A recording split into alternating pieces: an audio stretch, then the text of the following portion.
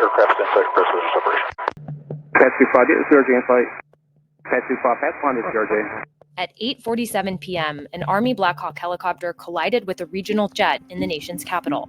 This story is more than just about the pilots. It's a story about miscommunication, bad luck, and a series of small events that led to a disastrous outcome. The tragic incident occurred as the plane was making its final approach toward Reagan-Washington National Airport in Arlington, Virginia. An American Airlines flight operated by PSA Airline, identified as Flight AA5342, was on its final approach to runway 33 at Reagan-Washington National Airport in Arlington, Virginia. American Airlines Flight 5342, which we'll refer to as the landing flight, was on its final approach to runway 33.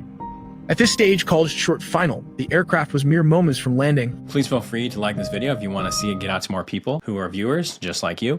At the same time, an Army Black Hawk helicopter, identified as Pat 25, was reportedly on a possible training flight.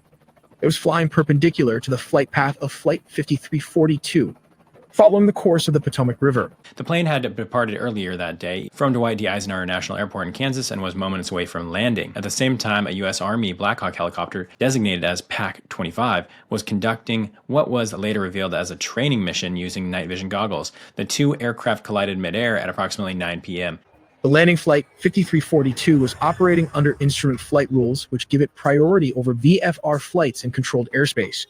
This system assumes that VFR aircraft will actively maintain visual separation to avoid conflicts, marking the first major U.S. commercial airline accident in over 15 years. Moments before the collision, the air traffic control tower at Ronald Reagan Washington National Airport called Pat 25 to confirm whether they had the other aircraft in sight. Pat 25 responded that they did. The air traffic control tower at Reagan National had contacted Pat 25 asking if they had visual confirmation of the approaching American Airlines flight.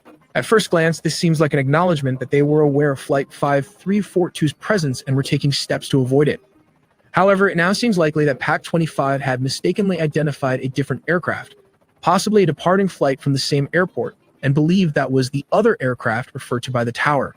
The helicopter crew confirmed they had eyes on the aircraft. However, investigators now believe they had mistakenly identified a different departing flight and were unaware that Flight 5342 was descending directly into their path. Tragically, Pat 25 may not have realized that Flight 5342 was descending directly into its path. This misidentification could have led to the Black Hawk failing to adjust its course in time to avoid a collision. Although I'm not a pilot, this is what appears to have happened based on the available information. So really a bad luck situation to have both of these airlines coming in at the same time and then the Black Hawk helicopter coming in the same vicinity. So this critical misidentification meant that the Black Hawk failed to adjust its course in time, leading to the catastrophic midair collision. The passenger plane broke apart upon impact, with sections of the aircraft plunging into the Potomac, and the Black Hawk helicopter crashed into the water upside down. Rescue operations were hampered by strong winds, icy waters, and floating debris, making it difficult for first responders to reach survivors. The passenger plane broke into multiple pieces and sank several feet into the river. Meanwhile, the helicopter ended up landing upside down on the water. Regarding the rescue mission, the main challenge is access. The water they're working in is about 8 feet deep, which is roughly 2.5 meters. On top of that, the conditions are tough. There's strong wind, chunks of ice floating around, which obstructs rescue workers. The two aircraft continue to move closer to each other until they crash, and there was no response from the other side.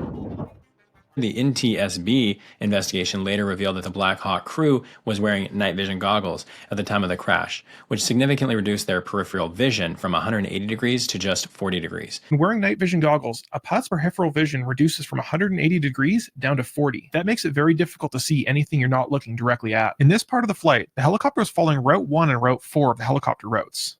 So if one plane is coming in from this angle and the other one's coming from this side, and you're flying in this direction, if you look over to this plane and you come and bring your head all the way to this side, then you're going to have to lock directly on to see that airplane. Now, to come all the way back around and get the vision of this, when you only have 40-degree vision, when they were looking behind them at the other airplane. This long-shot video recorded by the Kennedy Center Cam seems to show two aircraft, a helicopter and a commercial airliner colliding, creating a huge flash. If you take a close-up shot, you can clearly see the Black Hawk helicopter traveling at an alarmingly high speed directly towards the plane, a moment of impending danger captured in stark detail. According to reports, the situation unfolded due to apparent confusion on the part of the Black Hawk pilot. He was seemingly unaware of the presence of a second aircraft in the vicinity, which ultimately led to a critical misjudgment. When the flight controller radioed in, asking if the pilot had identified Flight 5342, pilot confidently confirmed that he had visual contact. However, the plane he was referring to wasn't Flight 5342. It was a completely different aircraft flying above his position. This lack of the situational awareness likely contributed to their failure to see the Flight 5342 approaching. So investigators found no recorded discussion among the crew about removing the goggles, which is a required procedure before switching to unaided vision, so they were likely wearing night vision goggles. NTSB believes that due to the nature of this flight, they were using night vision goggles. If the pilots took the night vision goggles off, they're required to have a discussion amongst themselves that they're going to go unaided. This discussion never happened on the cockpit voice recorder, leading the NTSB to believe that they had night vision goggles on during the accident. American Airlines confirmed that 64 people were on board the flight, 60 passengers and 4 crew members, while 3 soldiers were on board the helicopter. So the loss of life was really staggering, and the investigation raised critical questions about air traffic control procedures, pilot training, and safety. 60 passengers and 4 crew members, while 3 soldiers were aboard the military helicopter. This story is more than just about the pilots. This is about the families, the rescue workers, and the American Airlines employees who found themselves at the center of an unimaginable tragedy. Most terrifying in the CRJ data is that the pilots commanded strong control inputs, indicating they saw the accident coming. At the time of the accident, the CRJ was at a 9-degree nose-up attitude and rolled 11 degrees to the left. The elevator on a CRJ was almost at its maximum nose-up position. The pilots did everything they could to... The unpredictable nature of aviation accidents, sometimes it's not about a single action, but rather a series of small events, seemingly unrelated decisions that culminate into causing a major disaster. So what do you think could have been done differently? Please feel free to share your thoughts in the comments. I know another plane incident happened in Canada, I believe, over the weekend. So as these plane aviation issues come up, we'll be following the story. So please feel free to subscribe if you want to learn more about legal issues like this.